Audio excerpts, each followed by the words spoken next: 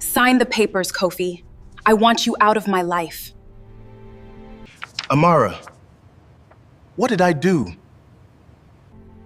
You did nothing wrong, Kofi. You're just not the man I need anymore. I run a multi-million-dollar company. I sit in meetings with investors and executives. And you spend every morning selling tea on a street corner.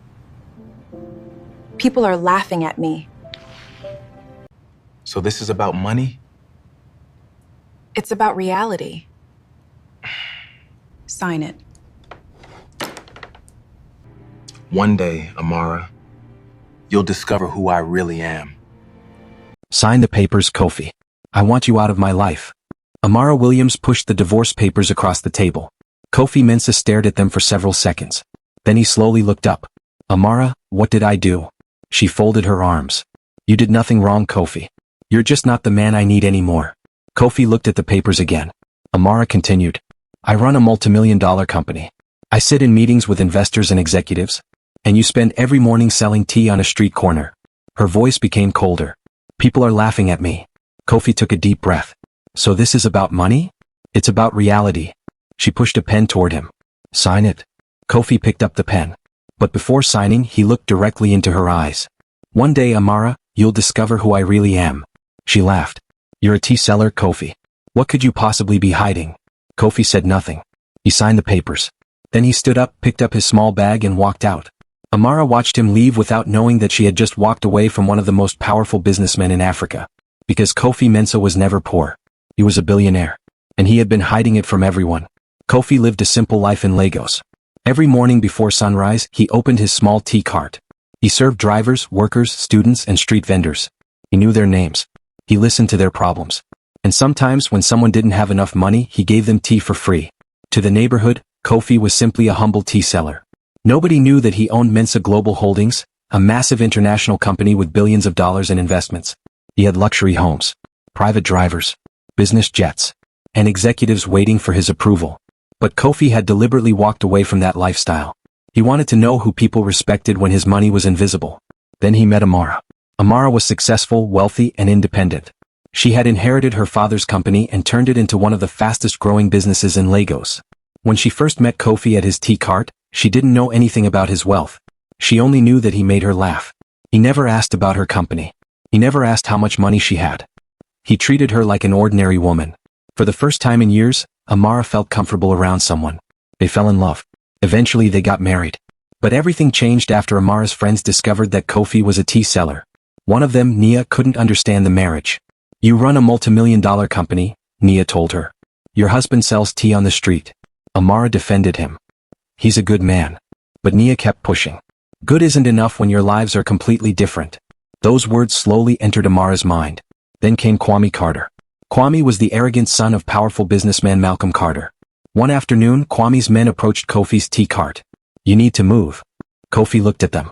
Why? This area is being developed. Show me the legal notice. The men laughed. You're just a tea seller. Kofi calmly replied.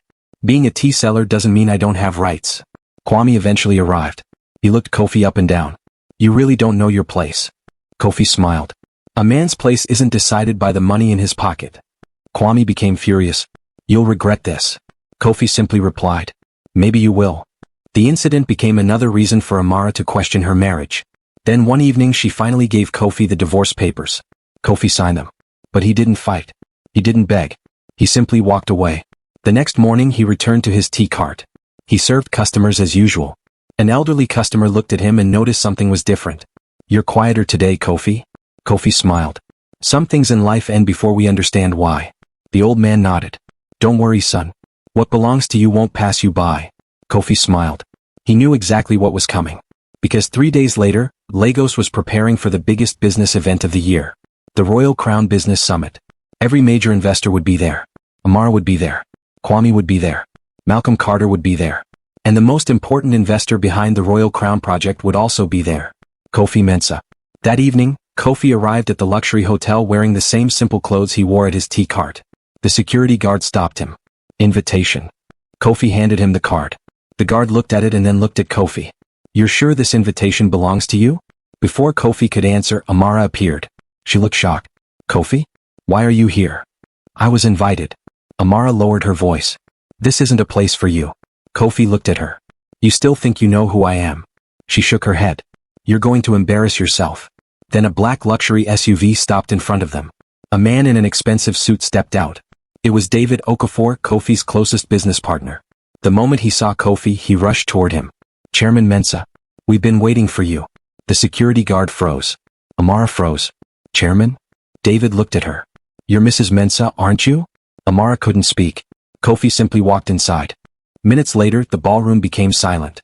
The host stepped onto the stage. Ladies and gentlemen, tonight we welcome the principal investor behind the Royal Crown Project. The audience waited. And now, please welcome the chairman of Mensah Global Holdings, Mr. Kofi Mensah. Kofi walked onto the stage. Hundreds of people applauded. Amara stared at him in disbelief. Kwame's face turned pale. Malcolm slowly stood up. The host continued. Mr. Mensah's company has invested billions into projects across Africa and the United States.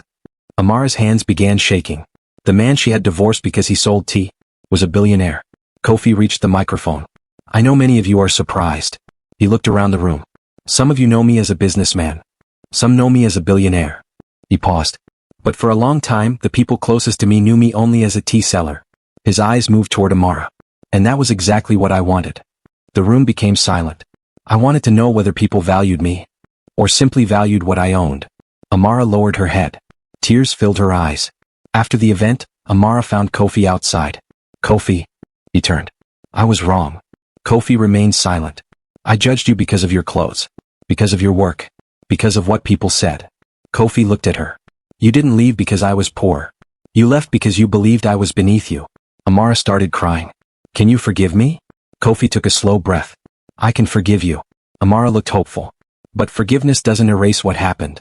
She nodded. I understand. Kofi walked toward his car. Then he stopped. You once asked what I could possibly be hiding. He looked back at her. I wasn't hiding money. I was hiding the truth. What truth? That the man you thought was worthless was worth far more than you ever imagined. And Kofi walked away. Amara stood there crying. For the first time, she understood that she hadn't lost a poor husband. She had lost a man who loved her before she knew he was a billionaire. And that was the lesson Kofi wanted the world to remember. Never measure a person's worth by their clothes, their job, or the size of their bank account. Because sometimes, the person everyone looks down on is the person everyone will one day look up to. And sometimes the biggest mistake in life is realizing someone's value only after you've already thrown them away.